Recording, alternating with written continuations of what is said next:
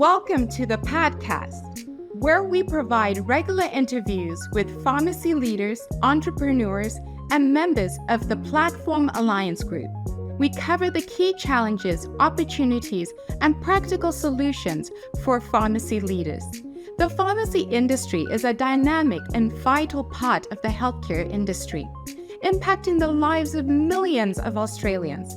But we know that success in this ever-evolving landscape requires more than just a prescription for medication. It calls for a unique blend of knowledge, adaptability, and a vision for the future. I'm your host, Melody Mugari, and together we will embark on a journey of empowerment, motivation, and growth. My guest today is proudly brought to you by the Platform Alliance Group, Australia's fastest growing community pharmacy group. In today's podcast, we'll be introducing you to Chemist Discount Centre. Chemist Discount Centre is a growing discount franchise brand with a point of difference.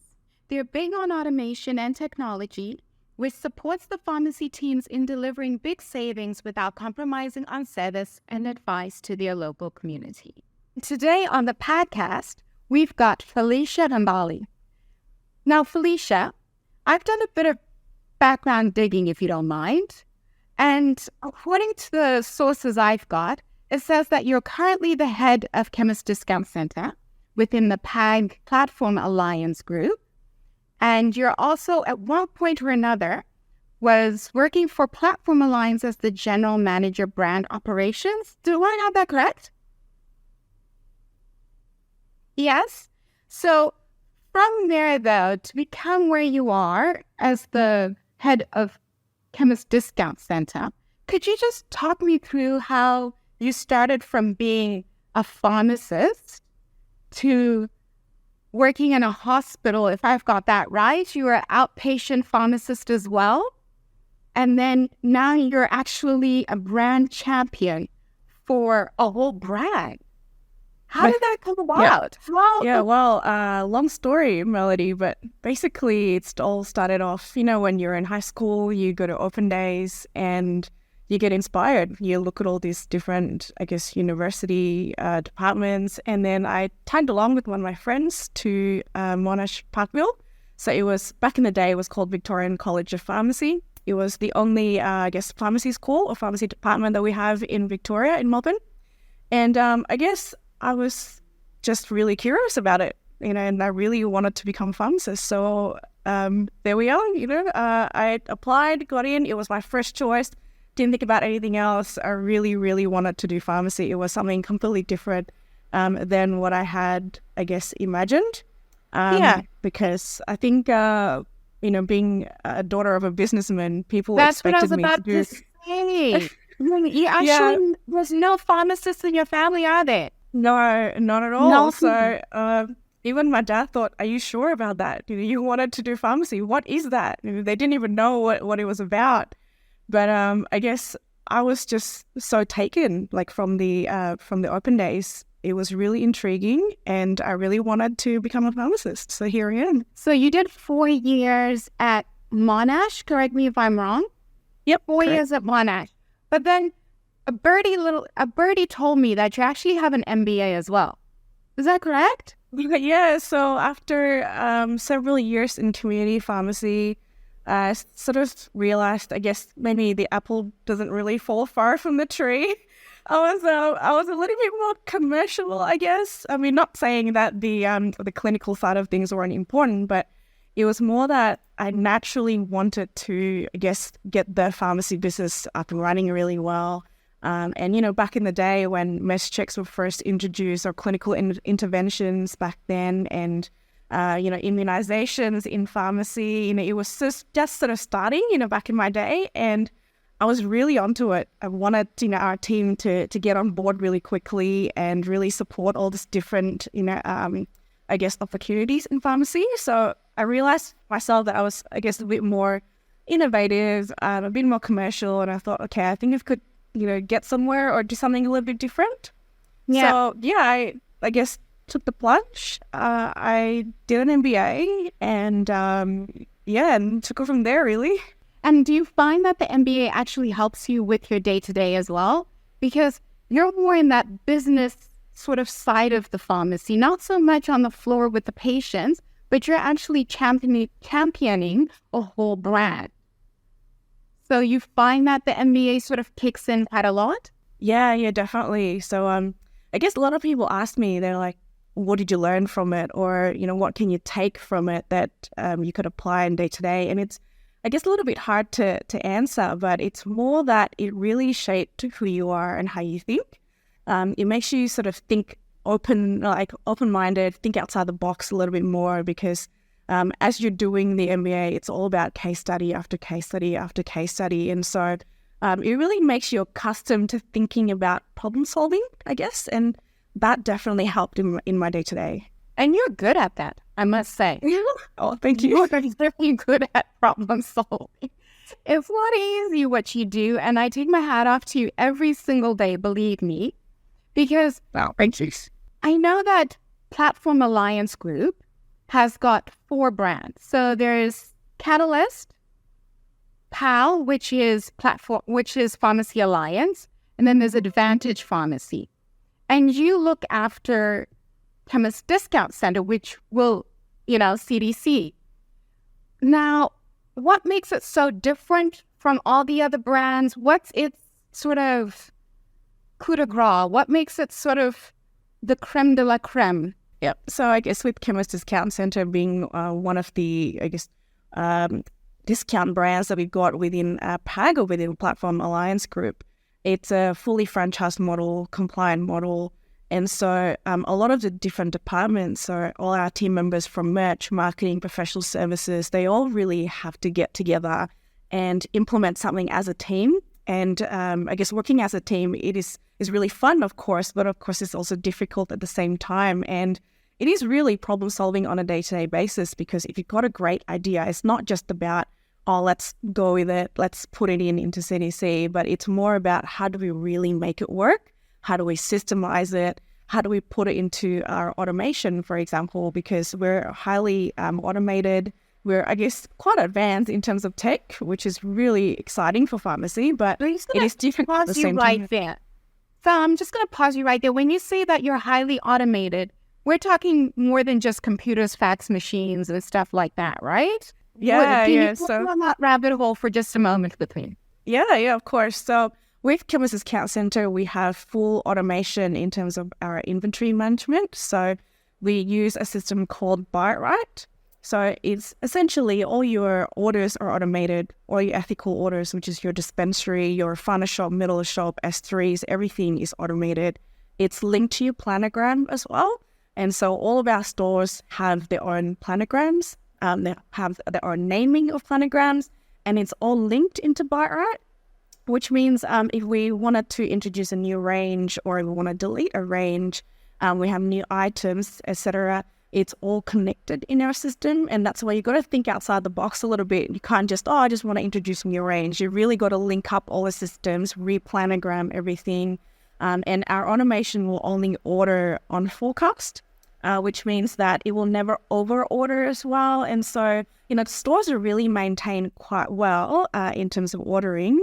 It's never too little, never too much, which is fantastic. And their invoices are automated as well. So, it takes a lot of the admin work out of the day-to-day pharmacists and retail managers. So, yeah, very exciting for our stores. And, it's just a matter of time where we can take it next. So before I cut you off, you were talking about how CDC is sort of a high-tiered sort of discount model.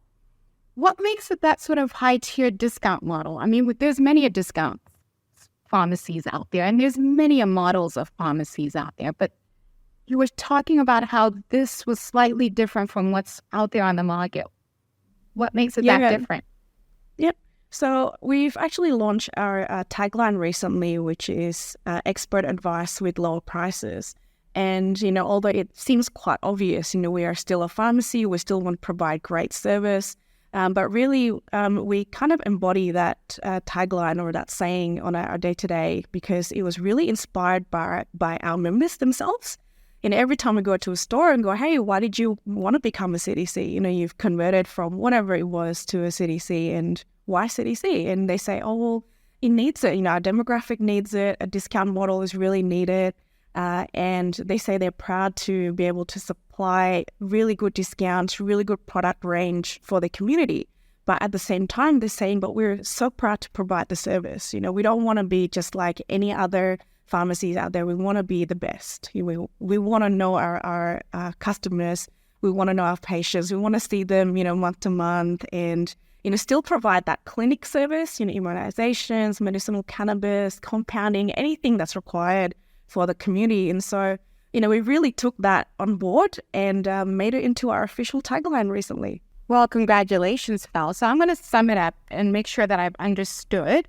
So Chemist Discount Center still provides those low prices, but you still have that professional service that you would find in any other pharmacy that is focused just purely on professional services. But then what makes the model even better is that some of the guesswork on the day-to-day running is taken out of it because you try to automate as much as you can within the pharmacy, leaving the pharmacist with more time to talk to the patients. Yeah, no, absolutely. That's right. And that's really something that we're really proud of. And it's something that we want to keep continuing and developing. Automation and technology, it's where it's going. So are you all over Australia at the present moment? Yes, except for a couple of states, but we're definitely growing and we're growing pretty fast. What states are those, Bella? I'm going to ask you. I'm going to put you on the spot and I'm going to say, what states are those? Because maybe one of our listeners, one of our viewers might be like, maybe I'm in that state. What states are those? Well, we haven't got a presence in Tassie or South Australia or Northern Territory yet. So that is our target, is it? Absolutely. We'll welcome the first store anytime. Okay, so who will be the first store in Tasmania, South Australia, and Northern Territory? And the Northern Territory, nice. Yeah. And if memory serves correctly, I thought I saw somewhere in amongst all the meetings that we've been having, including our, summits, that you're looking to actually put a nomination for Pharmacy of the Year, Guild Pharmacy of the Year. Yeah, That's for a sure. lot of pressure. Yeah, definitely. Discount models don't do that. That's right. So it's probably a little bit maybe out of the box or something a bit different. As a discounter, all of our stores are really proud, as I said, to provide that great service and that comprehensive professional services in clinics.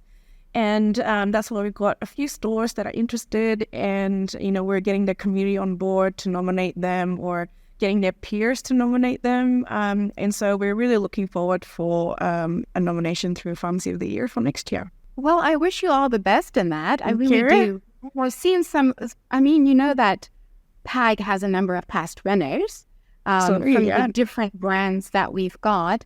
And it would be wonderful if we also had a winner within the CDC brand.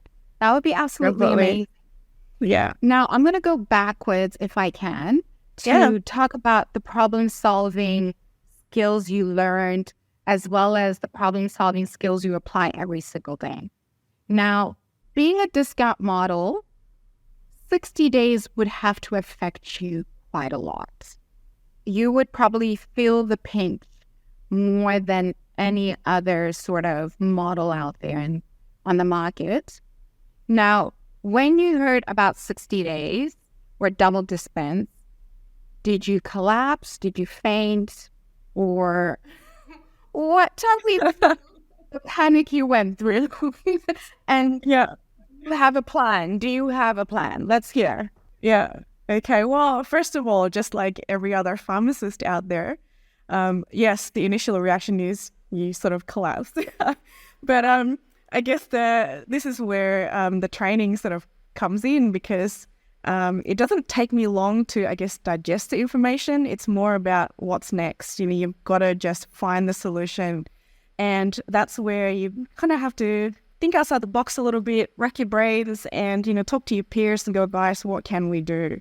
Because, whether or not it's really going to happen or to what extent it's going to happen, it's probably going to happen anyway, regardless. And so you just got to be prepared. And I guess that's where our mindset was, alongside with my colleagues. We just thought, you know what, if it happens, at least we're prepared, we've got a solution. If it doesn't happen to the extent that it does, at least we've got something and maybe we'll be ahead, if we've got a brilliant solution. And so that's why we, got together, and as part of the bigger Platform Alliance group, we thought about 3 steps that we can counter or combat the 60-day strategy. And one is through a calculator on things that you can win quickly. So I guess your little quick wins. So we've devised a 60-day calculator. And the next one is we've got an opportunity analysis. So that's looking into more your services and your programs that you can implement in pharmacy. And lastly, it's more about your business and your operations. So through our combat plan in those 3 steps, we thought, we've got our stores covered. We went out there as a whole team. We did webinars, road shows, and really just reassured all of our pharmacies that, we've got you covered, basically. And like as you say, Melody, for a discounter, especially for a big box discounter as well, it will hit quite hard because some of our stores are larger and they're a lot busier as well. So of course their volumes are pretty large, and therefore the impact is definitely more than the average that they've quoted in the media. So it's understandable that a lot of our stores, especially the CDCs, are quite, panicked by the announcement. But then again, it's about what you do next. It's getting that into problem-solving mode and go, we can combat this together. And, regardless of whether it really hits us at full steam or whether it's just going to come, as we know now in 3 phases. But still, if some stores do it well, we might be ahead. I'm going to put it out there, Fel, because I've got insider knowledge. But you actually won an award for the PAG calculator. I'm going to let everyone know because I don't think you've shown the passion that you actually have for uplifting our members. But I remember hearing the news of 60 days. I remember attending the Guild webinar. And the very next day, we were at work probably at like 7:30 to meet as leadership and brand champions as to what we're going to do. Because it was announced by the Guild. The very next day we met and we were trying to figure out what to do. And I remember that we, as PAG, the whole time we were thinking of solutions because we knew that we couldn't control everything else. And I must say that you took that baton and you ran with it and you worked all night and all weekend. And the PAG calculator is somewhat your little baby. And I'm going to say it because you are not going to say it. And everyone needs to know the passion you have for your members and for the members of PAG, because you actually provided a practical way of actually measuring as well as forecasting what potential opportunities you could explore. And the rest of the team, it was just easy after that for all of us to just come behind you and support you in the work that you had already started it, and we just sort of ran the laps with you along the way. And now it's actually open to the whole industry, is it not? So it's not just for PAG members. You can actually access the calculator to just see what areas and avenues you can tap into to see if there's an opportunity for you to claw back what you will lose with the 60-day dispensing being introduced. So I just want to take a moment to just appreciate the passion that you have for the members that are within PAG. And thank you for thinking outside the box. Oh, thank you, Melody. You're too kind. Thank you thinking outside the box. Oh, thank you. Thanks, Melody. Oh, you're embarrassing me. That's my job. That is my job to do best. Oh, Melody. So having said that, do you have anything that sort of keeps you up at night? Do you still is there anything that sort of worries you and you're working through it at the present moment when you look at what pharmacy landscape is today? Yeah, well, I guess it's similar to that 60-day calculator. Data is really what I guess drives me, and also at the same time drives me nuts and keep me up at night. I actually absolutely love data, and I think it's important that we make decisions based on data and, projections or your, I guess, calculated predictions. And I guess that's how that whole, calculator clawback opportunities, they all kind of just jumbled up and came into mind is because you've got to start with numbers, you've got to start with something and you work your way through it. And I think as an industry, or especially for us at Chemist Discount Centre as a brand, we are very data rich. And we need to make decisions and help our stores or our members make decisions based on data. And so, as I said before, it does keep me up at night because, how do I then, I guess, take that to the next level where we present it to our members in a way that is not only just, here's a dashboard or here's what it looks like, this is how your revenue is or your margin or your category sales, etc. But it's really taking it to the next level where you go, what do I do with this data? So if you're, I guess, lagging behind compared to your peers, or if you're doing some benchmarking, how do you then improve your store? How do you improve your business? How do you get your team on board to, I guess, have that little goals on a weekly basis so that you can see your results come through in the next round of data? And that's the exciting part. And I guess that's where we're working with our teams from, merch marketing, especially with the field team as well, to bring that data all together, present it to our members, and then use it in our day-to-day conversation with the members. Nice. I'm going to ask you an oddball question because I'm listening to you talk and you're talking about data. Do you miss working in a pharmacy? In a way, yes, actually.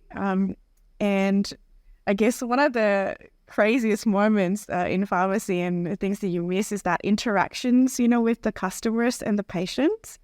And it's quite funny now that I remember it, is back in the day, in community pharmacy, you build that relationship with your patients, and, there were many of them that wanted to marry me off to their sons or their grandsons. And, it's an interesting moment in life, and it's, always very, I guess, you feel so honored.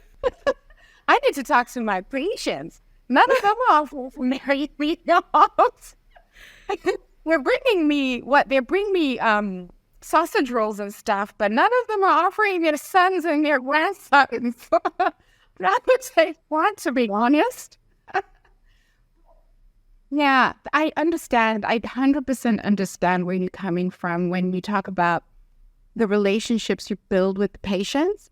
Because if you look at it, we've done 4 years and then 1 year just as an intern just to get to where we are today. And you, at the core of it, you need to love the patients. You need to love the community. You need to be invested in better patient outcome, or else it's all for nothing. There's no way you can tell me that you did all that for 4 years and a part of you does not love helping patients out. We all resonate with that one goal. And then obviously there's the business side of it, which you need to ensure you make viable, because that's, if the pharmacy thrives, then the community thrives as well. So when you look at communities thriving and also doing sort of programs in CDC, if I may call it that, the Chemist Discount brand, do you target certain health promotions? Do you do health promotion? Yeah, we do. Yep. So our professional services and programs and services team build 4 health promotional activities a year for our brand, and it's outlined in our activity calendar. And it's always really exciting because what they would put up is not just a health promo, just as a simple awareness, but it really ties in with promotions and health awareness and marketing, and also the merchandising side of things as well, which means there are products and services and health info all together combined into one. And the team does a great job because it's for a year and, it's really targeted towards, really big sort of community like activities. So, for example, like mid-year, there's Diabetes Awareness Week, and we always tie in our health promotions with national weeks or national months. And in the summer period, so like earlier this year in summer, we did a sun care and hydration health promotion just to make it a bit more relevant as well. And they make it a bit theatrical in store. So they've got like a sun dial with the UV dial. They've got health booklets. They've got, gondola ends or end caps full of, hydration and sunscreens that are products. So it all really ties in together. And, the stores really love their dress-up days. And so we, make sure we take photos in stores. And they've got like this, their sun hats and the sunnies and their beach umbrellas. And they're really, get on board and decorate their store alongside the activities that we have. That's amazing, Fel, because one thing you got to do is make pharmacists fun. It makes it worthwhile for the team members that are working day in and day out, and as well as the community as well. It just brings that bit of liveliness. It tells a story. For sure. And I think that's how we as pharmacists should also practice. I am a strong believer that we should promote, engage, and just ensure that our communities are coming along with us for the journey. Yeah, Whatever definitely. it is that we want to put in the pharmacy, they should be part and parcel of it. So Definitely. apologies. Yeah, and that's what our team at Campuses Count Center really want to make sure is that we make health a little bit more, I guess, normalized. It's not about, doom and gloom as such. It could be about preventative. It could be about awareness. It is normalizing it, and that, whatever health conditions you have, we're there to support you. And it's not just, here's your prescriptions and that's it, but we're really there with you every step of the way. Yeah, very true. Very, very true. That's what pharmacy is all about, I think, from beginning to end, from birth all the way through life to the very end. We're there for you throughout the various transitions that you may have in life. Now, our time is almost wrapping up. And as a tradition on this podcast, we ask 2 questions, if I may. One is from ChatGPT, and another is from within PAG. So we asked a team member within PAG to ask you a question. So are you ready for your questions, Ms. Sure, Pham? go for it. Okay, so ChatGPT. I asked ChatGPT, what would you like to ask Fel today on the podcast? And came back with, could you share with us a pivotal moment or experience in your life that has shaped your perceptives as well and your journey in life? Just in life in general. Doesn't have to be in the pharmacy line. Okay. I think one of the most memorable things for me, although it sounds very, I guess, work-related, but it really has shaped me and my journey now, is when I took the plunge to decide that I wanted to do my MBA. It was a big investment, both, I guess, emotionally and also, I guess you got to work your life around it, because you've still got to study, you've got to work, and you've got to try to maintain a social life at the same time. And it was a tough 2 years, to be honest. It was very, very tough. And I guess jumping into it, it was a big decision. And I think one that I would never forget and I will never regret, because I think it was a really good thing that I did. So, yeah. So you were doing the MBA part-time, working part-time as well, or were you? Yeah, so I did both. I worked part-time, I did my MBA part-time, and I tried to have a social life. Part-time. Yeah. Part-time as well. There's a lot of parts there. We'll go with it. So second question I have for you, and this came from Neve, who is in the marketing team in the PAG head office in Sydney. And she would like to know, what would your current occupation be if you had followed your childhood dreams? Wow, okay, that's an interesting one. As weird as this may sound, I actually quite like drawing. Okay, so it's completely different, obviously, to my occupation right now, and completely different to my passion in data and everything. Yeah. But I actually quite like drawing in terms of not just like normal drawing, architectural drawing, like 3D drawing. So I probably would have maybe went into architecture, maybe, because I guess one of my fondest memories when I was a child was we went on holidays as a family, and we have a big family with all my cousins and everyone, and we went to this particular hotel, and I was just so taken with the hotel. It was beautiful, and I started drawing it, and I drew it in, I guess, 3D, for what a kid could do. But I guess that's where our passion is, like, actually drawing things in 3D and seeing it sort of come to life. So I may have been an architect. Maybe. Do you do it? Do you still do a little bit of drawing, a bit of sketching, or? No, I guess sketching more for what my gondola ends or end caps would look like in a pharmacy. Or what the store's windows and tills would look like. I think that's the extent of my sketchy drawing at the moment, Melody. And that's it. Oh, wow. What a shame. I'd love to see some of your drawings, actually. That would be nice. But then I can understand that, actually, because you've got that analytical mind. So you would see the numbers almost, and the shapes and the rigid ends when you look at something. So I can understand that. And if you had told me landscaping portraits, I would have been like, what? You've been holding out on us. I'm like, you could have told me to sit down for you so you could draw me a portrait, so you could do a portrait. No, I'm definitely not good at that. But I can draw you an end cap. An end cap. Okay, well, I have to keep that in mind. Well, thank you so much for giving us your time today. Thank you. I look forward to actually hearing the amazing things that you're going to do with the Chemist Discount Center brand.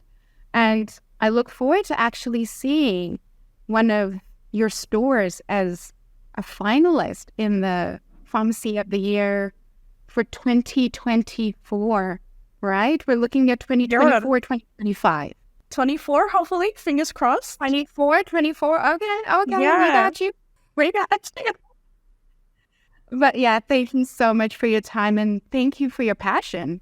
To be very honest, thank you for having me. thank you for your passion. Thanks for having me. No problems. At Platform Alliance Group, we believe that success is not just about individual accomplishments, but also about lifting each other up. Together, we can build a thriving and prosperous pharmacy industry that meets the needs of the patients and supports the Australian health system. Thank you for joining us today on the PAGCAST. And don't forget to share, like, and leave us a comment if you have found this episode of value or have any feedback. The podcast is promoted through social media, LinkedIn, YouTube, and major podcast platforms. And each episode can be found at the Pharmacy View webpage with links to the guest contact and business details. So once again, thank you for joining us today on the podcast, and see you soon.